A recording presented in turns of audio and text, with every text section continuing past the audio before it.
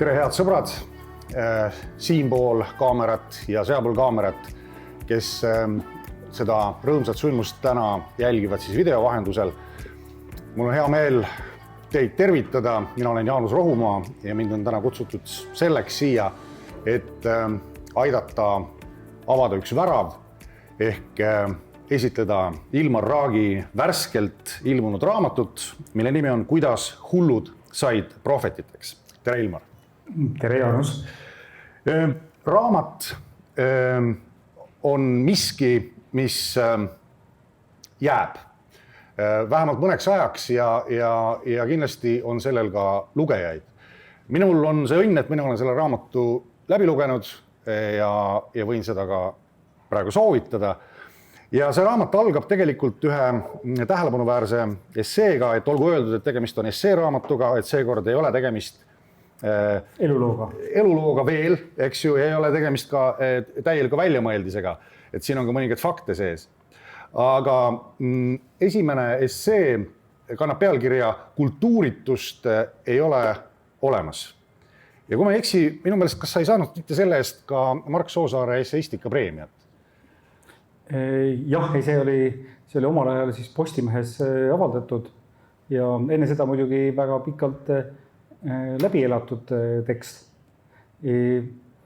Ja selle preemia ma tookord sain ka, aga et kui praegu Janek Uibo tuli minu juurde ja ütles, et koguks nagu kokku, mis sa oled kirjutanud ja paneks ühte raamatusse, mis on selline kaasajale väga sobilik ümberpakendamise või recycling teema, siis oma varasemast elust oli see esimene tekst, mida ma kindlasti tahtsin võtta, sellepärast, et ta tuletas mulle meelde ühte varasemat arusaamist, kuidas nagu käibetõded alati ei toimi.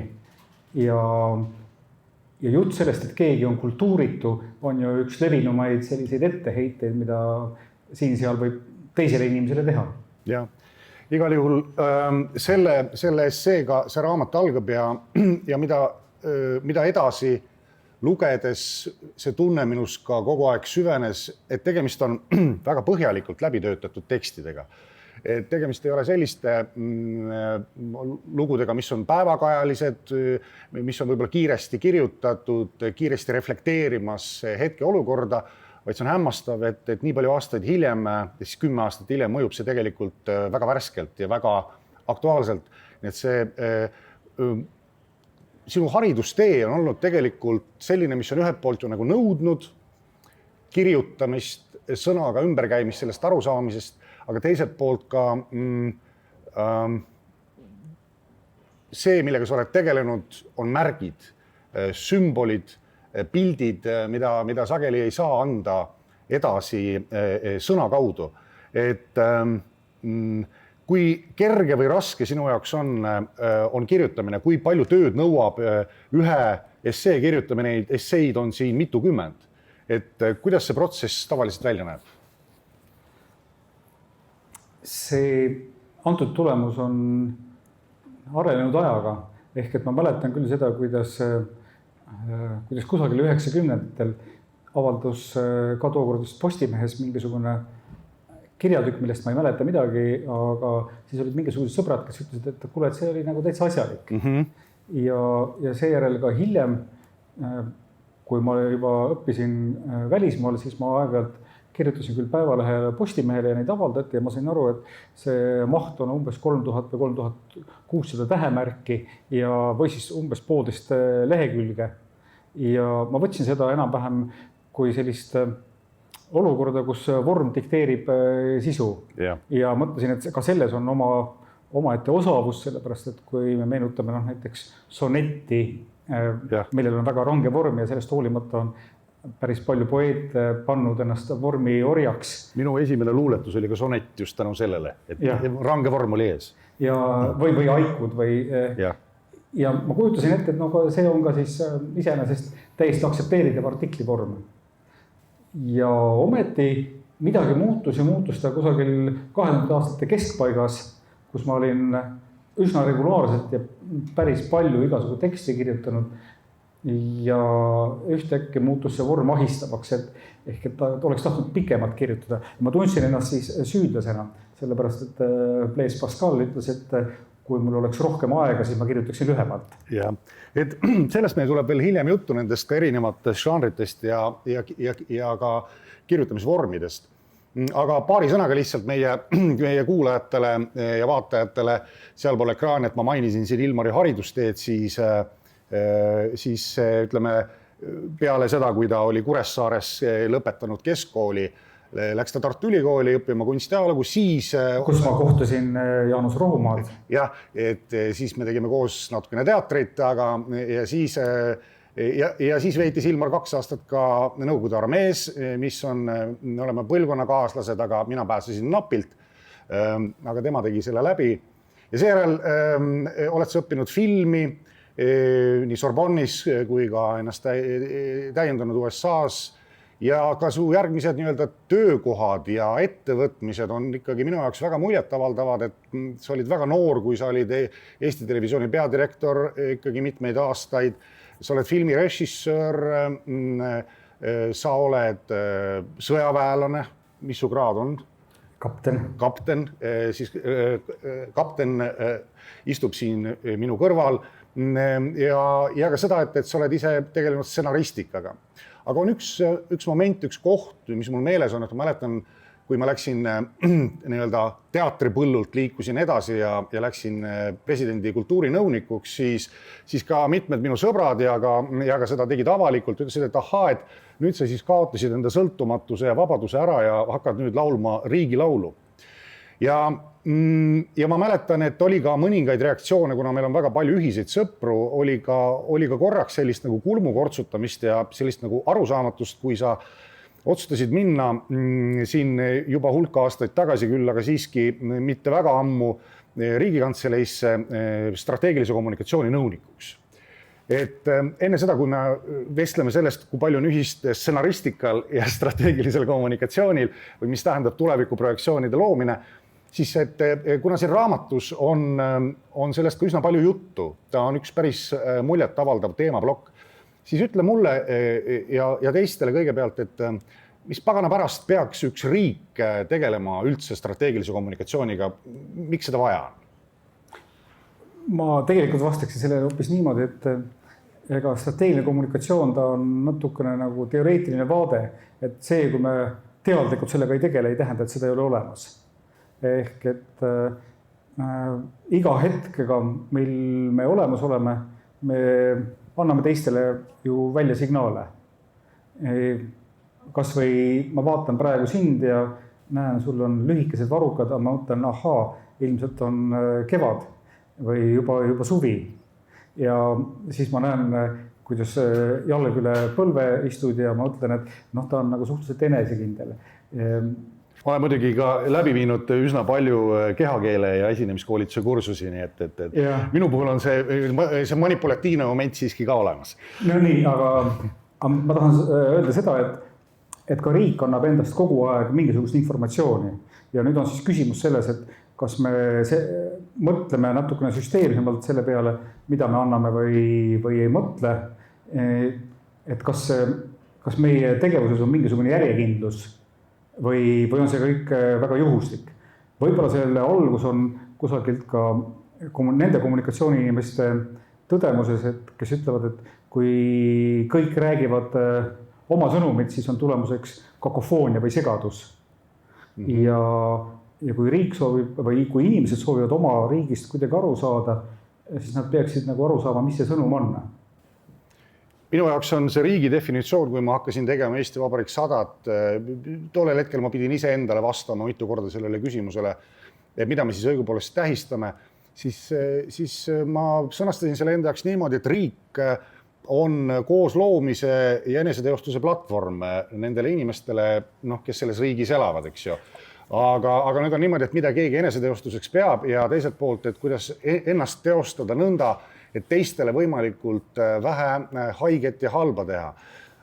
Selles samas essee kogumik... Ma tulen korra selle eelmise jutu juurde tagasi ja nagu küsin ka selle pealt, mis sa praegu rääkisid, et mis sa arvad, mis on nagu demokraatliku demokraatliku riigi kõige olulisem strateegilise kommunikatsiooni tegu, mida regulaarselt tehakse? Võib-olla siis, et me sõnum, et me saame ühiselt hakkama nagu probleemidega, mis meie ette tekivad, et me oleme piisavalt tugevad selleks, et... Okei, sina pakud välja, et juba me mõtleme ühe sõnumi välja, aga mina tuginen pigem sellise stsenaristika ja võib-olla siis ka natukene lavastaja maailma minnes, et ära räägi, näita. Ehk et demokraatliku riigi kõige olulisem Stratkomi sõnum on see, et meil toimuvad regulaarsed, ausad ja vabad valimised. Ja me ei saa seda ainult ütelda, et kõik kodanikud, kes selles osalevad, peavad lõpuks uskuma, et need, kes on saanud juhid, jah, me tõepoolest oleme neid valinud. See oleks nagu see ideaal, eks ole. Ja, aga siin sees on ka üks üsna värskelt ilmunud essee, mis minu meelest tekitas ka ühiskonnas päris paraja tormi ja mis on saanud selle raamatu pealkirjaks, et kuidas hullud said prohvetiteks. Sa räägid mulle vabadest ja demokraatlikest valimistest, aga mina jälle siin olen kuulnud ja näinud inimesi, kes ütlevad, et see on ju kõik võltsing. Sellepärast, et mingid vabasid valimisi pole olemas, et tegelikult kui need hääled lähevad, jumal teab kuhu, eks ju, jumal teab, kes nendega manipuleerib, kõik on kuskil mingi karvane käsi liigutab asju, et see on nii-öelda väärinfo, aga ma pean tunnistama, et ma olen mõningaid inimesi näinud, kes sellesse nagu päris siiralt ka usuvad. Ja kõikvõimalikesse vandenõuteooriatesse, et kaksiktornid lasi USA valitsus ise, eks ju, pikali, et nii nagu militaartegevuses, sõjas on tegevus ja on kontrategevus. Jah, ma möönan, et see, mida me praegu näeme, tegelikult on demokraatliku riigi Stratkomi kriis mingil määral. Ja ma olen täiesti selle koolkonna inimene, kes ütleb, et selle vastu ei saa niimoodi, et sa lihtsalt sõnumid kuidagi väga kavalalt spinnid. Et sellisel kujul võib lühiajaliselt saavutada mingisuguse efekti, aga väga pikaajaliselt see ei kesta. Minu lemmiknäide on seotud 2015. aasta kuulujutuga. Tookord oli siis meil see rändekriis ilma rändajateta. Kuulujutt oli siis see, et öösel maanduvad Tallinna lennujaamas suured lennukid, kust võetakse mustad mehed välja, nad pannakse bussidesse ja viiakse kuhugi Eesti, süva-Eesti vanadekodusse peitu ära ja ühel hetkel ongi nad osa meie ühiskonnast. Ja tookord siis olid ka ajakirjanikud, kes küsisid, et kuule, et me oleme ka nüüd nagu ise seal lennujaamas käinud, neid autosid või neid busse ei ole, neid lennukeid ei ole maandunud öösel, aga miks te midagi selle vastu ei tee või miks te ei seleta, et seda ei ole? Loomulikult oli see öeldud, et see ei ole tõsi, aga see on üks nendest asjadest, mille vastu aitab ainult aeg ja kogemus. See, et läheb 10 aastat mööda ja me mööname, et ei ole kusagil Kesk-Eestis neid külasid, mis on juba täidetud pagulastega ja. Mina olen pärit Tartust, eks ju, sina Saaremaalt. Ma mäletan lapsepõlves sellist juttu, ma mäletan seda juttu, ma ei olnud kuigi vana, ma pakun, et 6-7, kus ma kuulsin lugu sellest, kuidas pärast sõda olid ja võib-olla veel siis isegi, kui mina veel laps olin, töötasid Tartus vorstivabrikud, mis tootsid inimlihast vorsti. Ja seda teadsid kõik Tartu lapsed ja ma paar aastat tagasi lugesin ühte kirjandusmuuseumi väljaannet ka selle samal teemal. Seda on just, et seda on ka uuritud, eks ju. Ja nüüd ma mõtlen, et milleks sellist jama oli vaja ajada meile seal lastele. Aga põhjuse leidsime ka kohe üles, et selleks, et vältida, et lapsed läheksid linna peale hulkuma. Need oli vaja neile raamid ümber panna ja see raam löödi neile pähe. Aga müütidega on see häda, et kui sa midagi lendu lased, eks ju, siis ta ühel hetkel kaotab kontrolli, nii nagu sul raamatuski, kuidas sa kirjeldad mitut olukorda, kus manipulaatorid või siis ka ütleme provokaatorid, siis vana hea sõna nõukogude ajast veel, et kuidas neil tegelikult libiseb sageli see käest ära, mida nad alguses sepitsesid või kavatsesid ja need lood hakkavad elama oma elu. Kas riik peaks nägema siis vaeva nende lugude praegu ütleme Propastopi peale mõeldes, et kas riik peaks nägema vaeva nende lugude elimineerimise, tasalülitamisega või ta peaks ise suutma nii-öelda enda heade kodanike abiga genereerima selliseid story'sid, mis nii-öelda summutavad need kõlakad. Kas see proaktiivsus on tähtis või lihtsalt reaktiivsus? Kõigepealt ma usun seda, et kuna kommunikatsioon toimub üheaegselt mitmel eri tasandil, meie jutt läheb juba väga tehniliselt. No praegu jah, aga meil on usun mõned vaatajad on täitsa põnevil ka, eks ju. Siis korraga tuleb teha mitut asja teades, et need jõuavad erinevate inimesteni ja nende mõju on erineva pikkusega. Ehk et see on baas, et kui ma tean, et miski on vale, siis ma ei tohi seda enda teada jätta, seda nii-öelda vale mittetunnustamist, ma pean selle välja ütlema. Ja sellega tegeleb ka Propastop ja ka riigi tasandil mitmed inimesed või kes iganes. Praegu on ka meil ajalehtede juures ju faktikontrollijad, aga sellest tegelikult loomulikult ei piisa. Sellest ei piisa sellepärast, et enamalt tead, kui inimesed suhestuvad kellegi teise teksti, siis neid ei huvita tegelikult mitte see, mida selles tekstis öeldakse, vaid huvitub see, milline on mul suhe rääkija kogukonda, milline on mul suhe sellesse võimu hierarhiasse, mida ma arvan, mul selle rääkijaga on. Ja ma langetan oma otsuse veel enne, kui ma hakkan üldse kuulama või analüüsima, mida ta tegelikult ütles.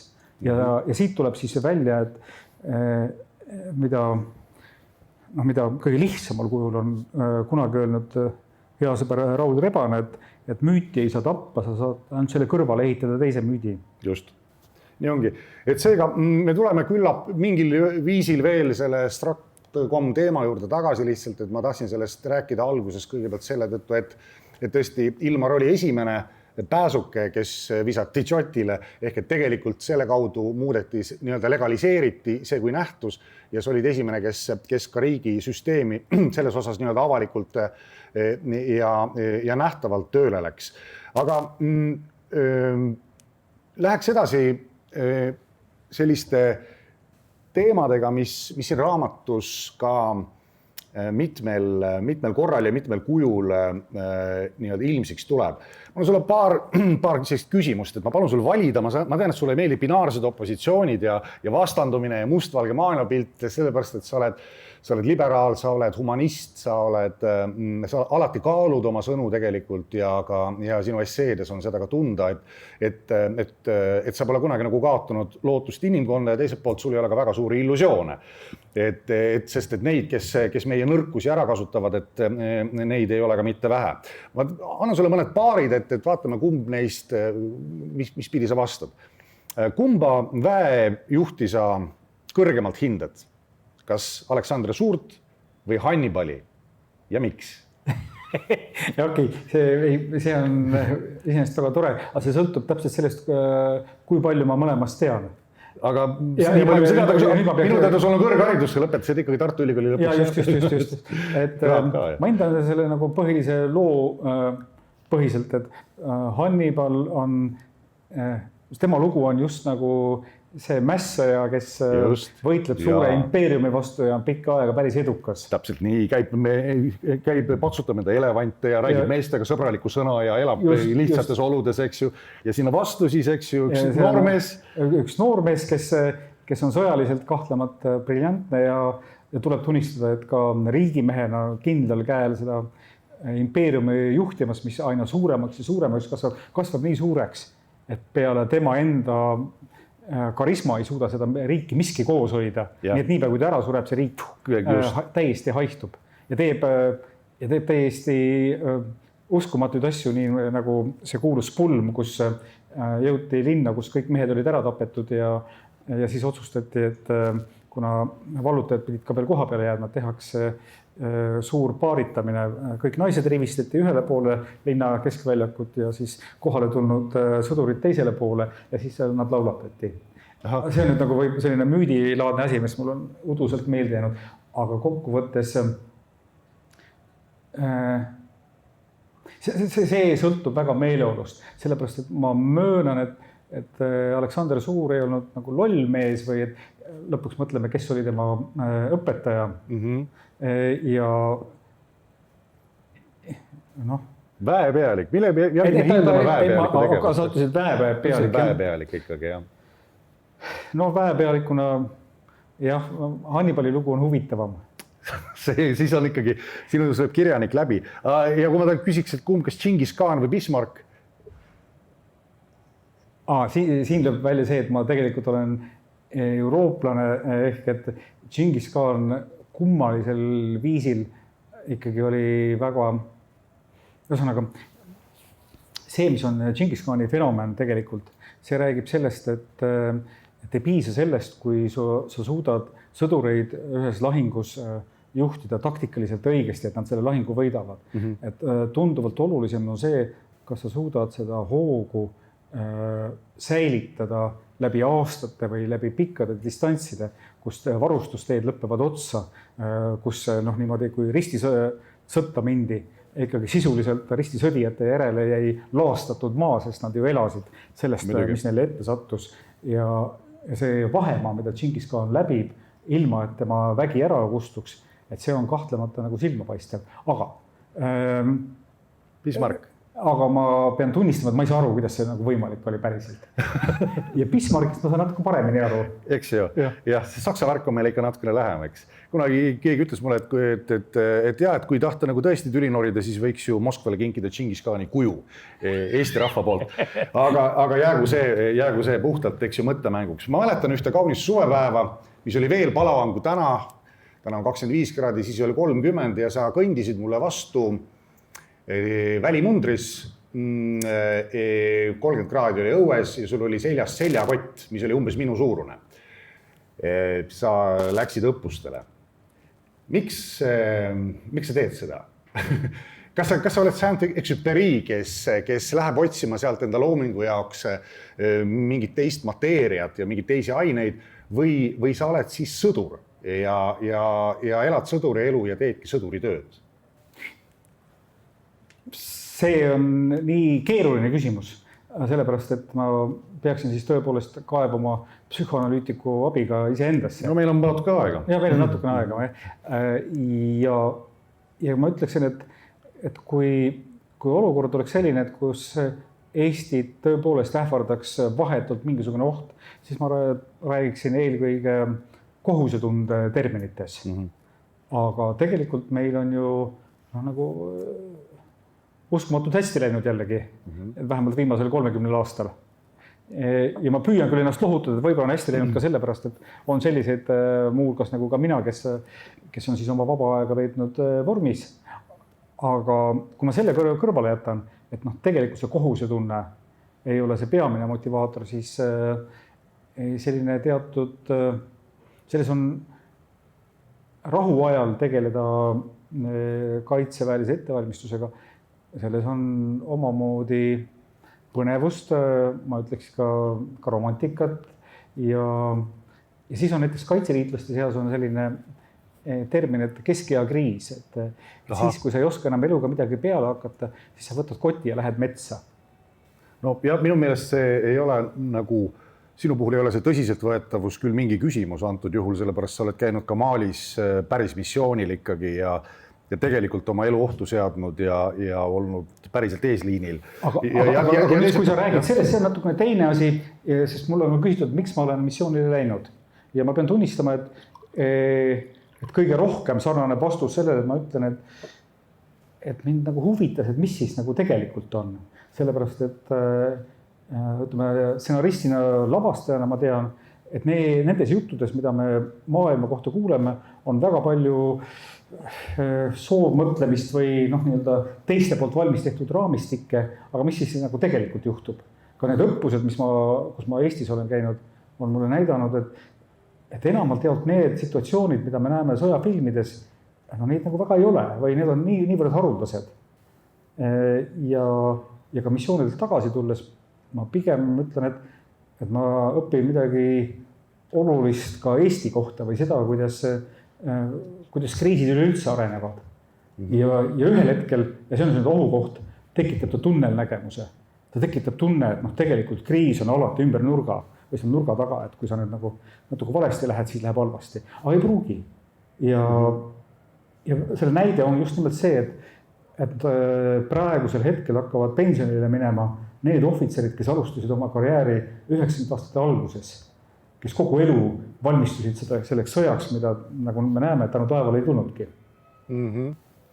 Selles mõttes on ju see ka nii, et võiks ju öelda, et kas looming ei paku sulle siis eneseteostuseks kõike seda, kõiki neid võimalusi, et tee filme, tee telesasju, kirjuta stsenaariume, kanna kübarat, eks ju, et milleks see mässamine, aga isiksuse areng ja on ainult tegelikult tema enda asi ja tema enda otsustada, et tegelikult ta tunnebki, et tal on vaja sellel ajal seda ainest, seda toitu ja ta tunneb, et selles kohas on ta funktsionaalne. Minu jaoks oli üks päris huvitav kogemus. Ma üle 10 aasta jälle huvitav, see 10 on praegu nagu mingi märk, ja muide üks asi veel, et mis mulle meenus just täna, et kuna hetkel on minu tööks iseseisvuse taastamise 30. aastapäeva ettevalmistamine, mis kulmineerub 20. augustil kõik, siis mulle muu hulgas meenus, et sa oled minu meelest teinud ühe vastava teemalise filmigi, mida ma siis kavatsen ERR-ilt lahkisti paluda, kas me võime selle niimoodi vabalt näitamiseks panna enda kodulehele ka. Aga tegelikult ma tegelesin viimased paar kuud ka ühe lavastusega, see esietendub alles küll sügisel, et praegu ei saanud saali uksi lahti teha. Ja see on Priestli näidend Inspektor tuleb. Teater on meid ka sinuga pisut sidunud ja sa oled mulle väga head vastukaja ja peegeldust andnud minu teatri tegemiste kohta. Ja antud juhul seda lugu tegema minnes lõpuks ma sõnastasin selle lavastuse pealisülesande enda jaoks isegi ootamatult nagu radikaalses vormis. Ehk et põhimõtteliselt ikkagi tegemist on draamaga ja ka müsteeriumiga, aga üks kummaline asi, see on kirjutatud 45. aastal ja tegevus toimub 1912, mis oli Euroopa absoluutne kuldaeg.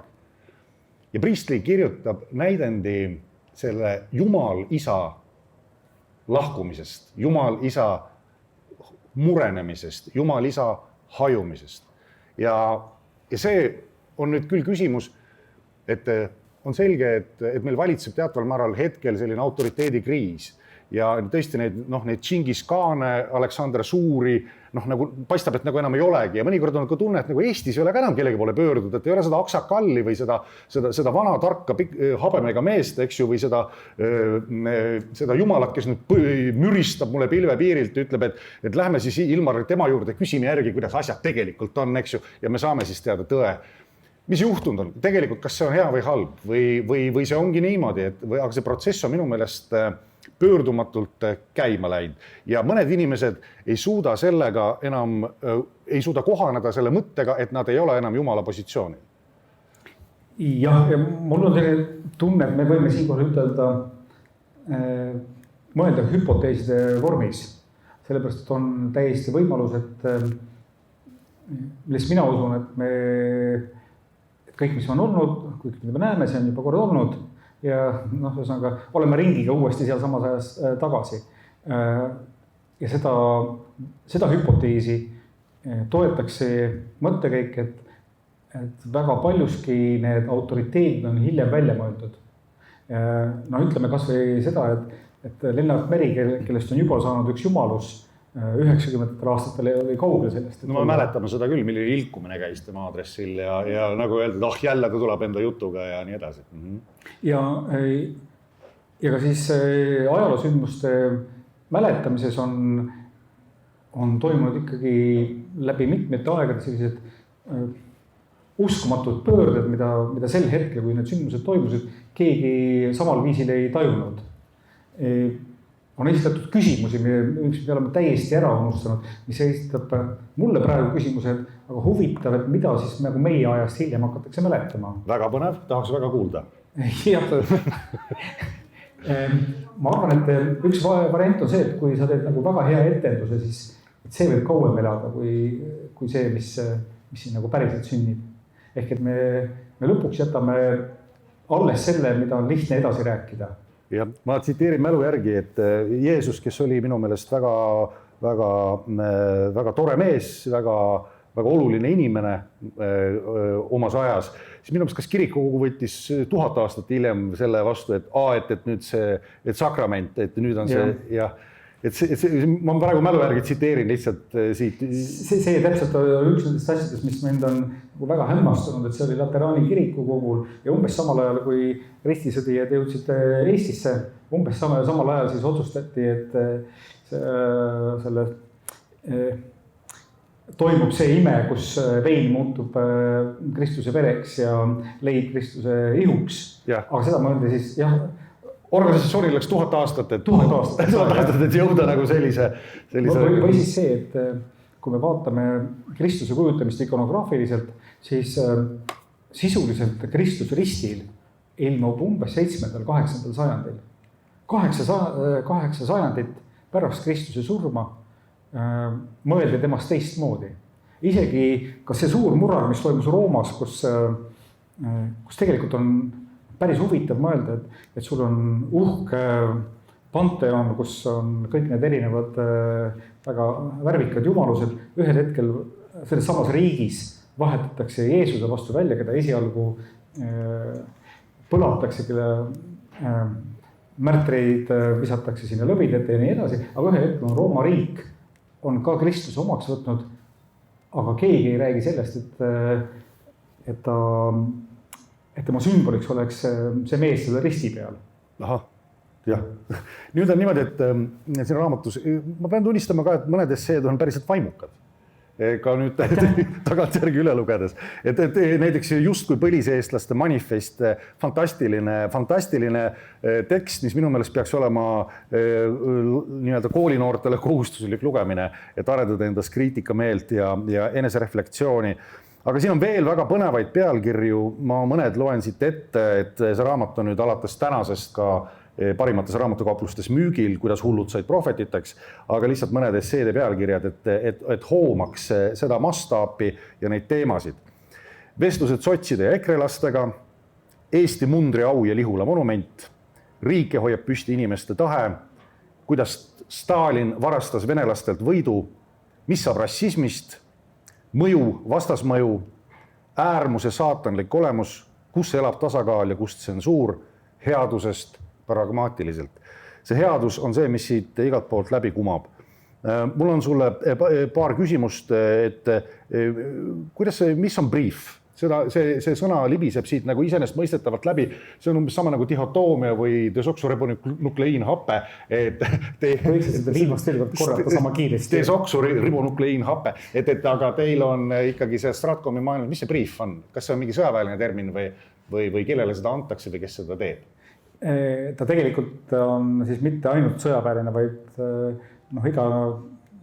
igasugune, aga et antud juhul on ta kajastab võib-olla seda kultuuri, kus me hetkel oleme, kus on mitmesugused juhtimiselemendid on mujalt maailmast üle võetud, et me võiksime juba rääkida lihtsalt raportitest või ettekannetest ja see oleks nagu ilusas eesti keeles, aga niimoodi, kui me läheme, minu kogemus oli selle briefi puhul see, et tegemist oli Eesti ID-kaardi kriisiga või selle potentsiaalse turvariskiga ja kui ma läksin sinna esimesele kriisikoosolekule, siis kui püsti tõusid need inimesed, kes rääkisid, mis selle kaardiga siis, kuidas see ehitatud on ja mis seal sees on.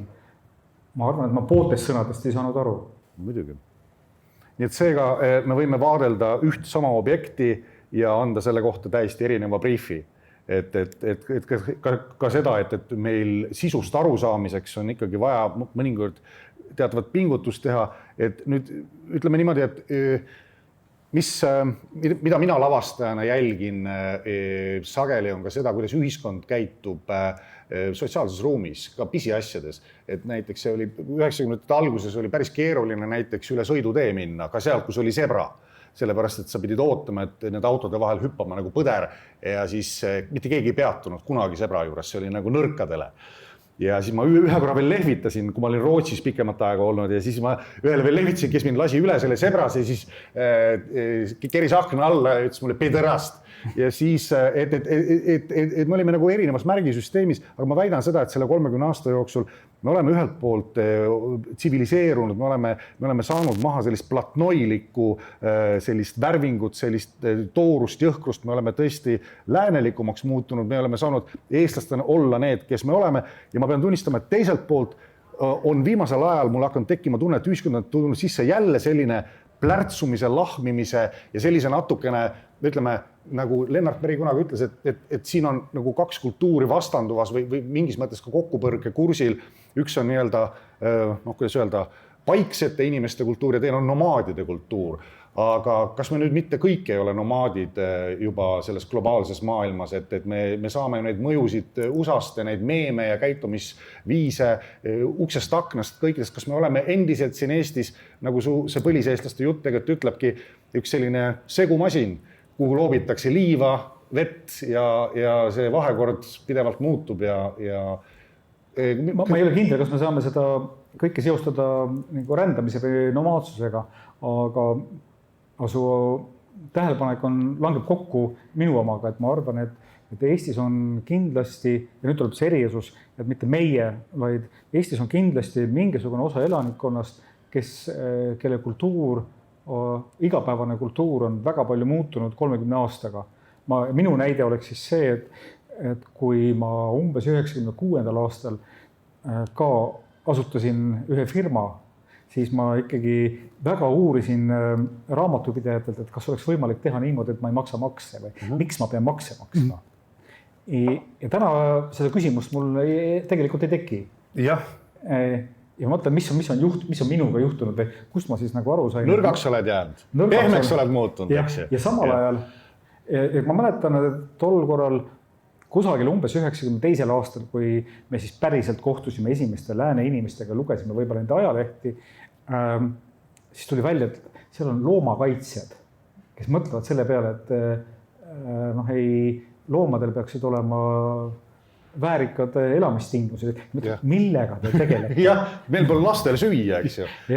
Ja siis ma pakun välja see, et Kaplinski, kes kirjutas ühe teksti, kus ütles, et läänes elavad suured lapsed. Ja selle pohal mul on tunne, et aga võib-olla nüüd, kus ma ise tunnen, et mul on sarnastes sotsiaalsetes tingimustes elavate lääne inimestega rohkem ühist, kui võib-olla sotsiaalselt mingisuguses teises keskkonnas elavate eestlastega.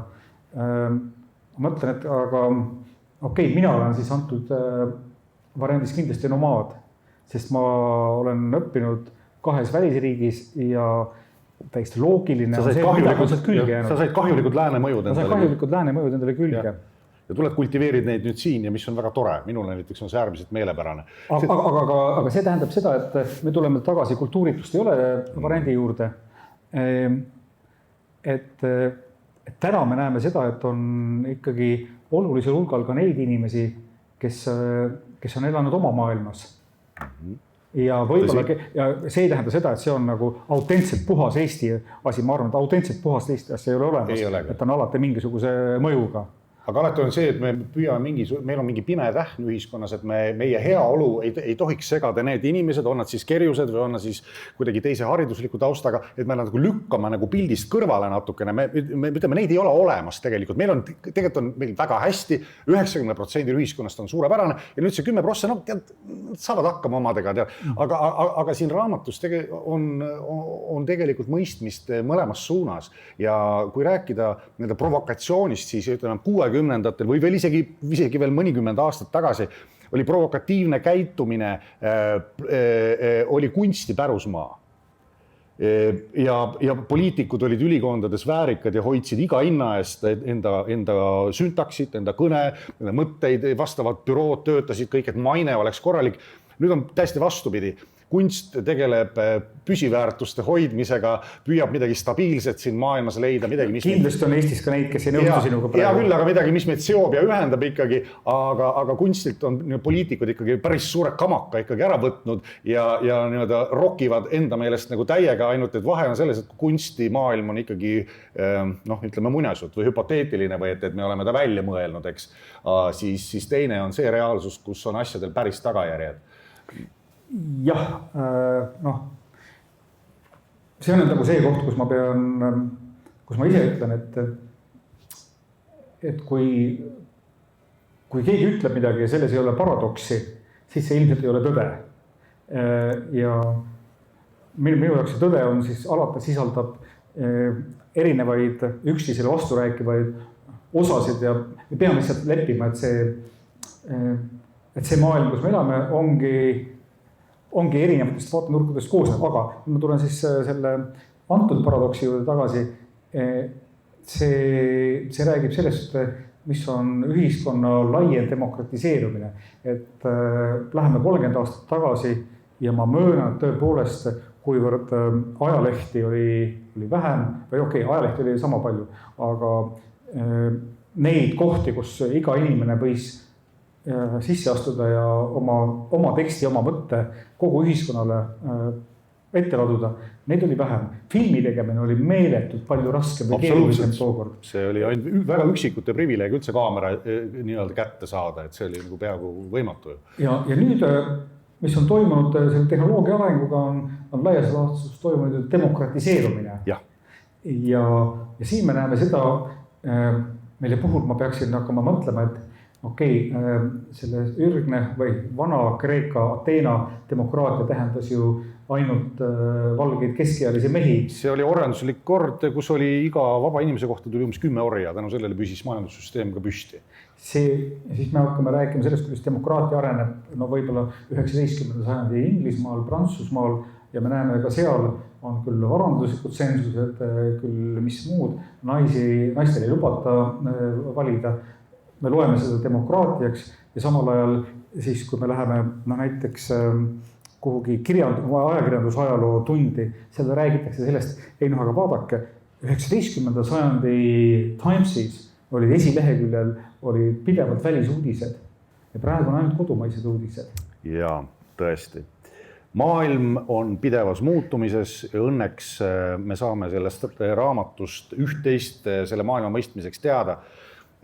Meie vestlus hakkab vaikselt liikuma enda loomuliku lõpu poole, aga on paar asja, millest ma tahtsin väga sinuga rääkida, nagu öeldud, et me ootame kõik sinu eluraamatutega, loodetavasti tuleb see alles hulga aja pärast, eks ju, kus me saame rääkida rohkem filmikunstist ja ka sinu muudest tegevustest, aga ma korraks hüppan 90-ndatesse veel tagasi, et mulle tookord noore lavastajana tundus, et maailma keskpunkt asub Londonis. Londonis olid kõige parem teater tol hetkel, seal oli ka kõige parem muusika, ma räägin popkultuurist, eks ju, siis oli seal fantastiline noor kunst, eks ju.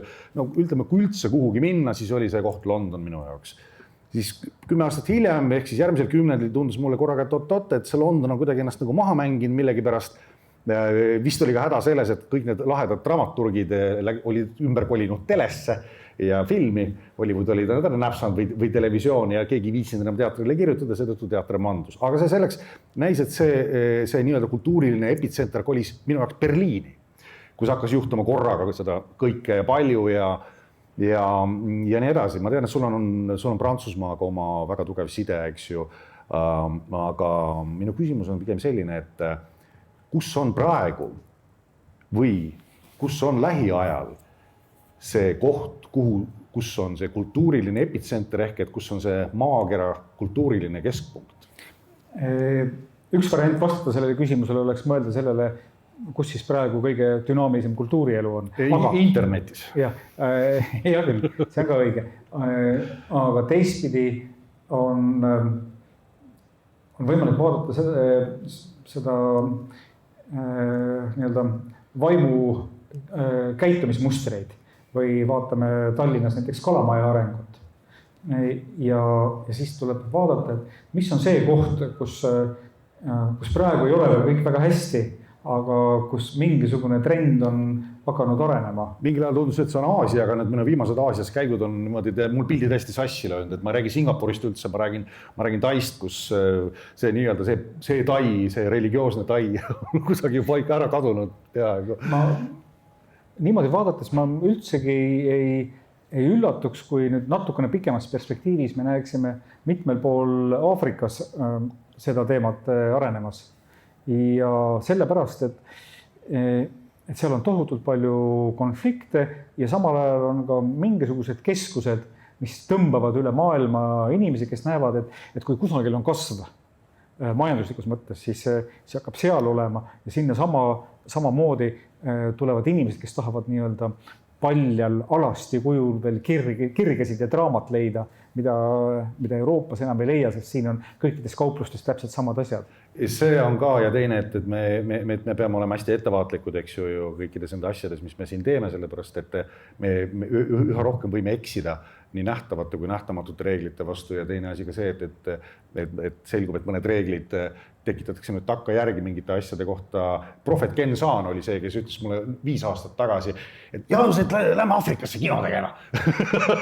et see on kõige ägedam koht maailmas ja ta muidu käibki seal, vahepeal käis seal, tegi mingeid asju. Teine koht, mis minu jaoks on, ma olen suga absoluutselt nõus, Aafrika ongi äge ja see, mis toimub näiteks Aafrika popmuusikas, see on fantastiline praegu. Aga teine koht ka mulle tundub, et on Lõuna-Ameerika ja Kesk-Ameerika, kus on ka palju mu meelest sellist potentsiaali, nii et noored kõrvad kikis, kes te siin praegu kaamerate juures olete, eks ju, ja vaatate meid, et siis onu Ilmar ütles Aafrika, onu Jaanus ütles Lõuna-Ameerika, nii et seljakott kokku ja ennast täiustama ja siis koju tagasi, et Eesti kultuuri edasi arendada, sellepärast, et kui meie eesti keeles ei kirjuta, kui meie eesti keelt ei loe, siis saab Eesti kultuur ka sellega otsa. Nii et loodame, et see raamat leiab endale palju lugejaid ja ma tänaksin kindlasti Janek Uibot, kes on selle raamatu väljaandja ja selle sarja looja, seal on veel teisegi uhkeid autoreid, ilus kujundus ja targalt kokku pandud teos, nii et au ja kiitus tegijatele ja lõppsõna siis ma jätan siis sulle. Jah, või aitäh. Kui mina tahaksin midagi julgustada, siis midagi või kedagi julgustada, siis võib-olla on üks õppetund sellest raamatust mulle selles, et tegelikult täiesti tasub oma tekstidega natukene vaeva näha. Ehk et tuleme meie vestluse alguse juurde tagasi, et mingisugusel hetkel enam-vähem samal ajal, kui toimus 2 sündmust. Üks nendest oli see, et ma mingisuguste sõpradega rääkisin prantsuse esseekirjandusest. Ehk et seal võis tõepoolest olla niimoodi, et üks autor kirjutas võib-olla ainult 50 lehekülge pika teksti, mis tegelikult oli pigem essee kui midagi muud ja avaldas selle raamatuna ja see võis saada ka väga oluliseks tekstiks, nagu eraldi tekstina. Ja me möönsime, et see on Eesti jaoks, see on muidugi liigne luksus, et seda ei juhtu. Teine pool oli see, kui ma enam-vähem juhuslikult mõnda aega lugesin New Yorkerit, kus ma nägin, et ka seal oli autor võtab mingisuguse teose, mida meie Eesti ajakirjanduse kohaselt me lahendaksime 1,5 leheküljel ja siis 3600 tähemärki. Ja seejärel oli inimene vaeva võtnud, et kõigepealt tausta veel uurida, seda maailma seal suuremaks teha, aga eelkõige on nendes tekstides vaeva nähtud selle stiili või kirjutamisega. Ja ma mõtlen ka selle peale, et on ülikoole, kus on mitte lihtsalt inglise keeles siis creative writing, loominguline kirjutamine, vaid non-fictional creative writing, mis on huvitav sellepärast, et kui ma siis ise ütlen, et mida ma hea meelega praegu loen, siis on need tõsielust kirjutatud teosed, aga kus on väga selge autor taga olemas, või see jutustaja, see on nagu vanakooli jutustaja. Harari näiteks või? Hea küll, aga eks iga autor valib oma nagu selle valdkonna ise, kus ta tahab kirjutada, aga igal juhul on see huvitav ja ühel hetkel ma tabasin ennast sellelt, et kui Janek ütles, et kuule, et kas sa nagu ei kirjutaks, siis võtan selle mingisuguse asja ette, aga erinevalt sellest, kuidas ajakirjanikuna ikkagi paari tunniga selle artikli ära kirjutasin, siis nüüd ühe teksti kirjutamiseks läks tegelikult nädal aega. Seda ma tahtsingi kuulda. Ja mulle endale tundus, et mul et ma sain lõpuks nagu selle asja ära öeldud tihtipeale liiga pikalt. Aga see teema enam niimoodi ei põlenud sees. Ja samal ajal, kui ma siis mõnda teksti hiljem olen püüdnud natukene lugeda, siis ta nüüd alati nii koba ei olnudki.